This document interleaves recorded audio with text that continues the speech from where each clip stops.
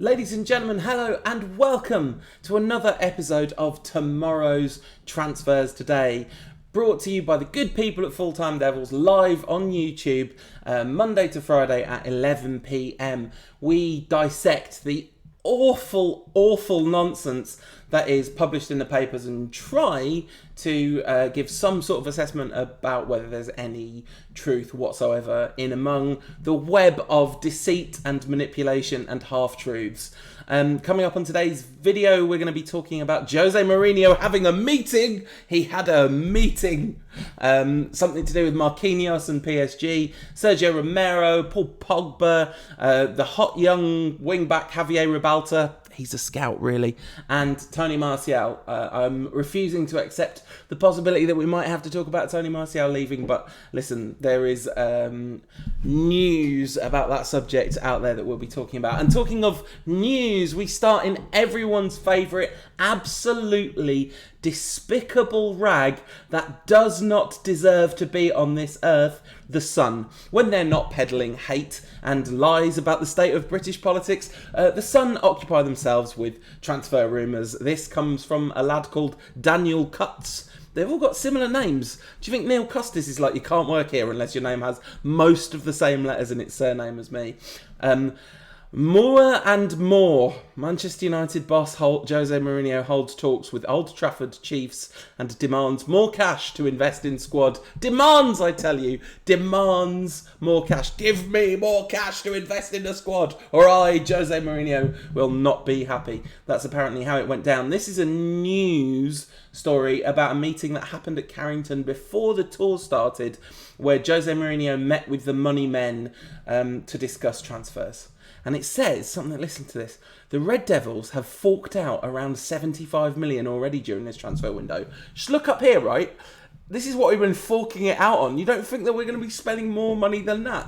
I mean, surely no one anywhere in the Manchester United institution or anywhere in the press actually thinks United's transfer business is entirely done. The idea that Mourinho having a meeting with United's money people before the tour started to discuss strategy. I mean, surely it would be news if that meeting didn't happen rather than news if it did. Anyway, don't buy the Sun. And talking of don't buy the Express when they're not busy writing stories about Princess Diana, even though it's 2018. They sometimes cover transfer nonsense. This is from somebody who I've never heard of before called Aaron Stokes. No idea what level of journalist he is, but given that this has the word reportedly in the subheadline, I think we can probably assume this is a write-up about another write-up. So it is. This one is about Marquinhos. Now, this is an interesting one. His agent has apparently jetted in to discuss PSG move. Jetting in is something very much happens in football transfers, where politicians also jet in, like the president might jet in somewhere when something important happens, but normal people just fly, they don't jet in, but football agents definitely jet in. So they've apparently jetted in, I've got to stop saying that, stop sounding like a real word, to Manchester, where Marquinhos' agent has discussed a move from PSG. This apparently comes from a French outlet that is described by the Express as respected French outlet Paris United, saying that Marquinhos might possibly be on United's hit list, which would make sense given that we are clearly after a senior centre-back. I mean, that this has been the rumours all summer. From when I used to work in football, the people that I've spoken to about this have suggested that this is very much an area that United are looking for, like a proper, experienced, top-level centre-back. I mean, personally, I'd be much more excited by the news that we might be signing the Minecraft Superman, Harry Maguire, which isn't on tonight's agenda, but has been popping up around the place today. But tonight, we're talking about Marquinhos, so I add him to the list that features Leonardo Bonucci and Toby Alderweireld as the kind of senior striker. So, producer Chris is manning the chat and firing me questions. Wanted Unknown says, can someone answer how we are ever going to win the EPL with Mourinho? Great question. So I think that my guess at this point is that is just never going to happen. of course, Mourinho has throughout his career been a phenomenally successful manager when it comes to winning. Some of his teams have even scored an awful lot of goals and won an awful lot of games whilst winning trophies. So it's not all been kind of Inter Milan in the semi-final of the Champions League against Barcelona in the second leg, more to the point, because they were 3-1 up from the first leg.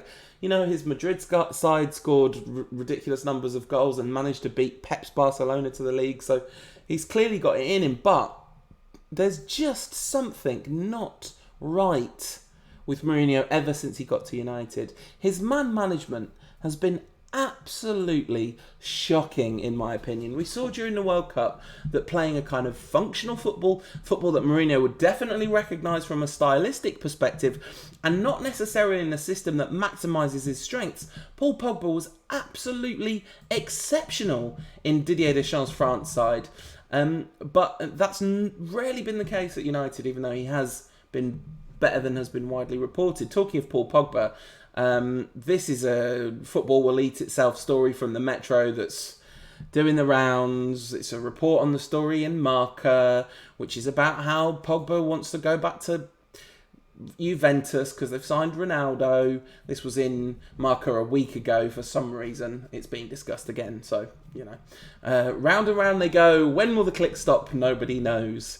Anyway, that's the Pogba story.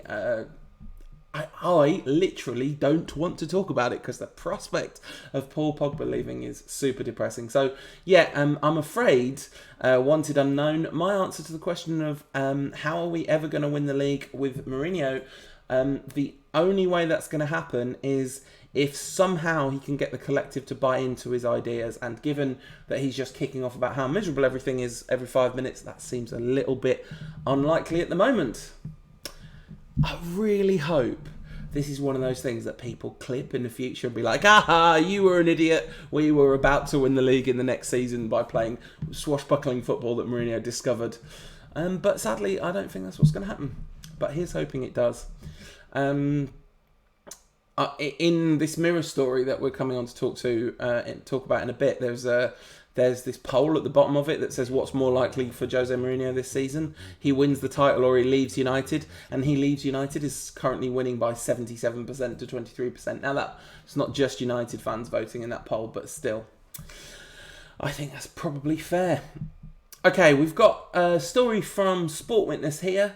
Lucas Sposito at Sport Witness. As always, I take the work that they do at Sport Witness seriously because they take the work they do very seriously. They're not making their own independent claims, although they do some, digging around and talking to agents and stuff if they have to confirm a story. But what they do is round up a bunch of stuff in press all around the world and try and join the dots and draw the links between stories, and they do an excellent job of it.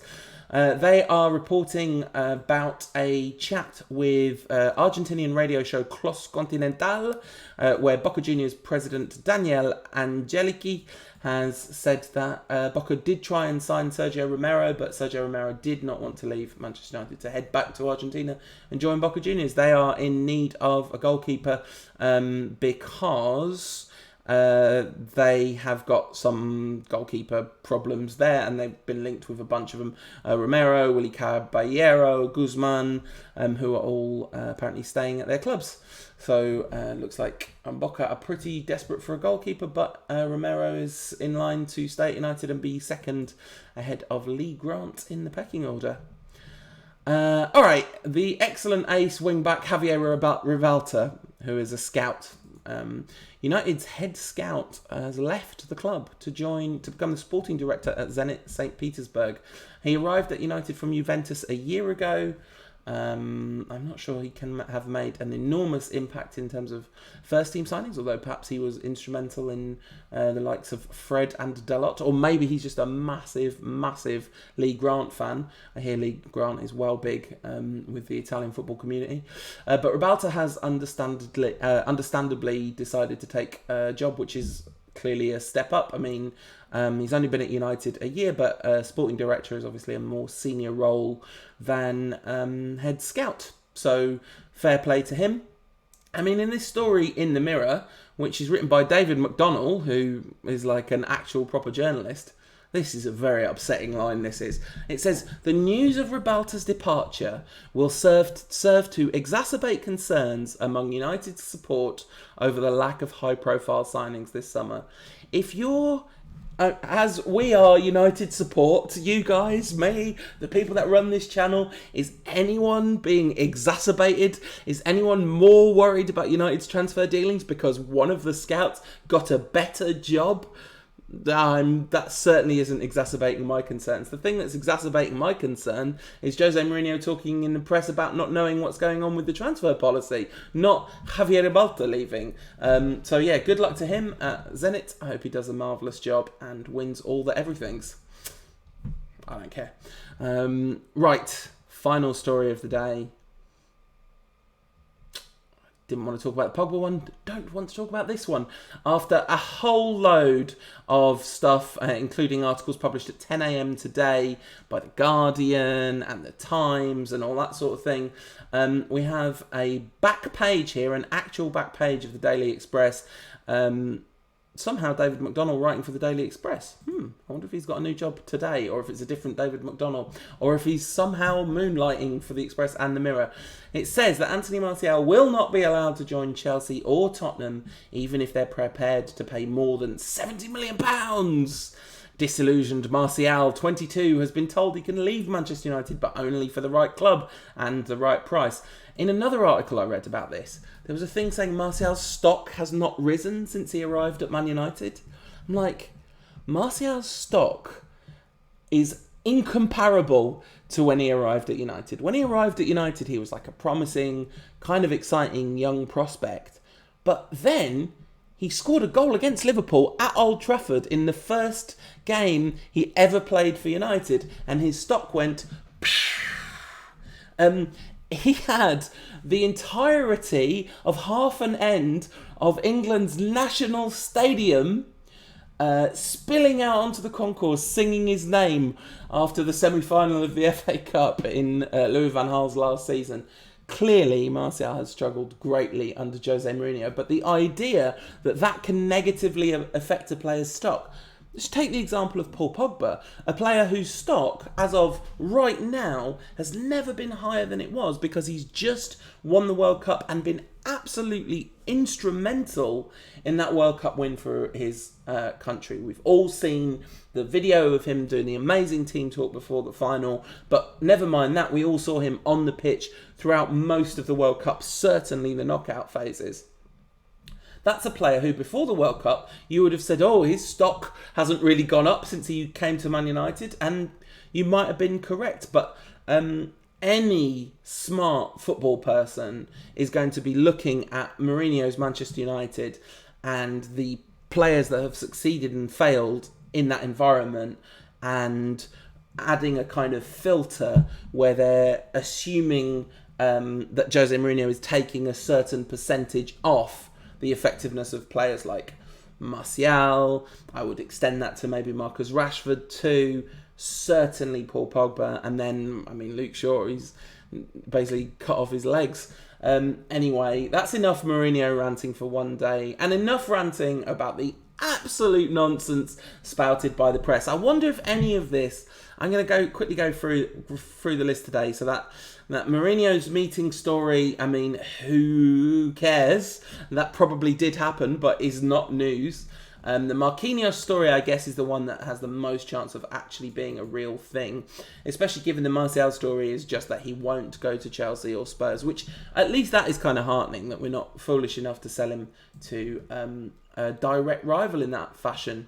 Anyway, that's enough being miserable about this. If you want to see somebody who actually believes in Jose Mourinho and is optimistic to a fault, the delightful Statman Dave did the transfer review, and that was uploaded onto the channel today. So do check that out, because it'll be good content and he'll be much more positive about the season ahead than I will be. Have a look at that if you enjoy that sort of thing. I'll be back with another one of these at some point. Thank you so much for watching. If you want to hear more United chat, the Rantcast is back talking, having had our kind of World Cup episodes, we're back talking United exclusively from next week on. Just search any good podcast app for Rantcast and you'll find us. And otherwise, you can catch me in the tabloids. In the tabloids. They're the worst. They are the worst.